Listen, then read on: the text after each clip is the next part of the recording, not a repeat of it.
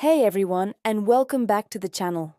We're talking about a brand that doesn't just make cars, it makes dreams. A brand that's become synonymous with speed, luxury, and pure automotive passion. We're talking about Ferrari. Now, before we get started, if you're a car enthusiast, or even if you just appreciate incredible stories of innovation and determination, make sure you hit that subscribe button and rings a bell. Trust me, you don't want to miss what's coming up on this channel. We've got some incredible automotive content planned, and your support really means the world. All right, let's get into it. Every great story starts with a dreamer, and Ferrari's story starts with Enzo Ferrari. Born in 1898 in Modena, Italy, Enzo wasn't born into wealth or privilege. He was the son of a metalworker, and his early life was marked by tragedy. He lost his father and brother to illness during World War I. But Enzo had something that couldn't be taken away, an absolute obsession with racing. At just 10 years old, his father took him to a race in Bologna, and that was it. He was hooked. From that moment on, Enzo knew exactly what he wanted to do with his life. He wanted to be part of the racing world, no matter what it took. After the war, Enzo moved to Turin and talked his way into a job as a test driver for a small car company. And here's where his story gets interesting. He wasn't actually a natural driver. In fact, many people considered him good, but not great behind the wheel. But what Enzo lacked in raw driving talent, he made up for in something far more valuable: vision. By 1929, he founded Scuderia Ferrari, essentially a racing team that prepared and raced Alfa Romeo cars. The prancing horse logo? That came from an Italian fighter pilot's plane, given to Enzo by the pilot's mother as a good luck symbol. And boy, did it bring luck. For years, Scuderia Ferrari dominated racing with Alfa Romeo. But Enzo had bigger dreams. He wanted to build his own cars, his own legacy. In 1947, the first true Ferrari was born, the 125S. It had a 1.5-liter V12 engine, and while it didn't win its first race, it showed the world that Ferrari meant business. Within weeks, it won its second race and the legend began. And here's something you need to understand about Ferrari. Racing is not just part of the brand. It is the brand. Every single road car Ferrari has ever made exists because of racing. Enzo himself once said, "I build engines and attach wheels to them." That's the mentality. Throughout the 1950s and 60s, Ferrari became absolutely dominant in Formula One and endurance racing. Names like Alberto Ascari, Phil Hill, and John Surtees became legends behind the wheel of Ferrari cars. The famous red color, that's Rosso Corsa, the traditional Italian racing color, and it became inseparable from Ferrari's identity. But success came at a cost. Racing in that era was incredibly dangerous, and Ferrari lost many drivers. Enzo was often criticized for being cold, for caring more about the cars than the people driving them. Some called him Il Commendatore, with reverence, others with bitterness. But here's the truth. Enzo carried the weight of every loss, even if he didn't show it publicly. Racing was his life, and tragedy was part of that life. The 1960s brought some of Ferrari's greatest victories and greatest battles. The rivalry with Ford at Le Mans became the stuff of legend.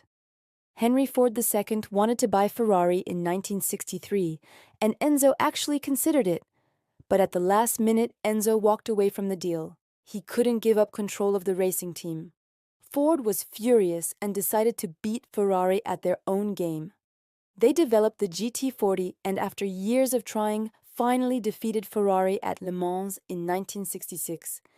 It was a huge blow to Enzo's pride, but it also pushed Ferrari to innovate even harder. The thing about Ferrari is that they've never rested on their laurels. Every defeat became motivation. Every victory became a new standard to exceed. Today, Ferrari's Formula One team is the most successful in history, with 16 Constructors' Championships. Think about that. Decades of continuous competition at the highest level. That's not luck. That's culture. Now let's talk about the cars we actually dream about owning. The road cars. For Enzo, road cars were always a means to an end. He sold them to finance his racing operations. But over time, these necessary evils became masterpieces in their own right. Let's hit some highlights. The 250 GTO, arguably the most valuable car in the world. Only 36 were made between 1962 and 1964, and they regularly sell for over $50 million at auction. It's not just rare, it's beautiful, purposeful, and successful. It was built for racing but became an icon of automotive design. The F40. This was the last car Enzo personally approved before his death in 1988, and it shows what Ferrari is all about. No electronic aids, no unnecessary luxury. Just raw, unfiltered performance. Twin-turbo V8, 471 horsepower, and a top speed of 201 mph. In 1987, that was insane. Even today, the F40 is considered one of the purest supercars ever made. The Enzo Ferrari, named after the founder himself, this was Ferrari's ultimate statement in 2002. Formula One technology in a road car, a 6.0-liter V12 making 651 horsepower, 0 to 60 in 3.1 seconds.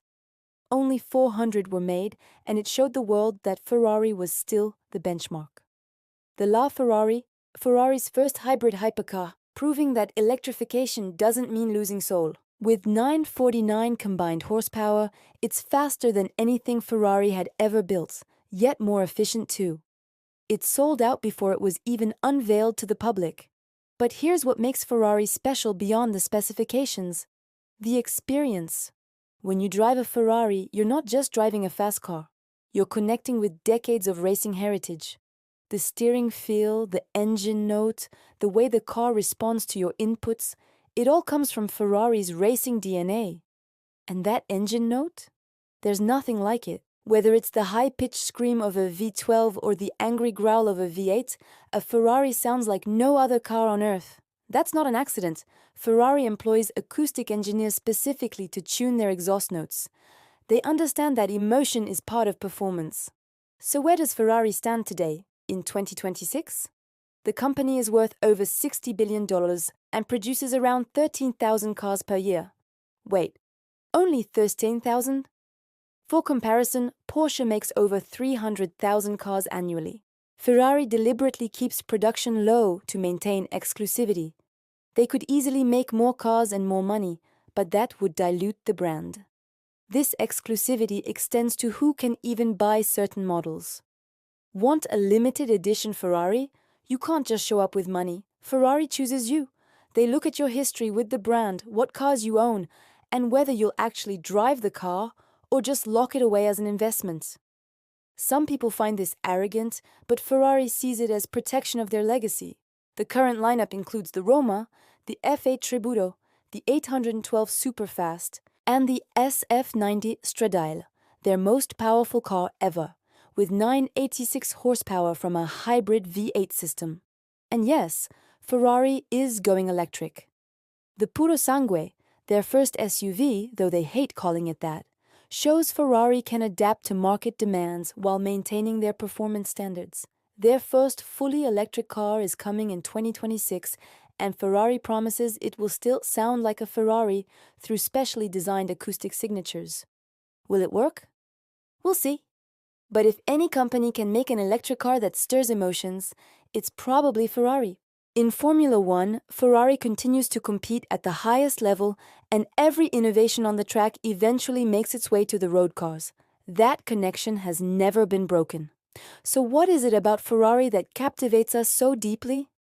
Yes, they make incredibly fast, beautiful cars. But so do other brands. What makes Ferrari different is the story behind every car. It's the uncompromising dedication to performance. It's the emotional connection. It's the fact that every Ferrari exists because a boy from Modena fell in love with racing over a century ago and decided to dedicate his entire life to going faster. Enzo Ferrari died in 1988, but his spirit lives on in every car that bears his name. He once said, "The fact is, I don't drive just to get from A to B. I enjoy the act of driving." That philosophy, that driving should be visceral, emotional, and passionate. That's what Ferrari continues to represent. Whether you'll ever own a Ferrari or not doesn't really matter. What matters is that cars like these exist.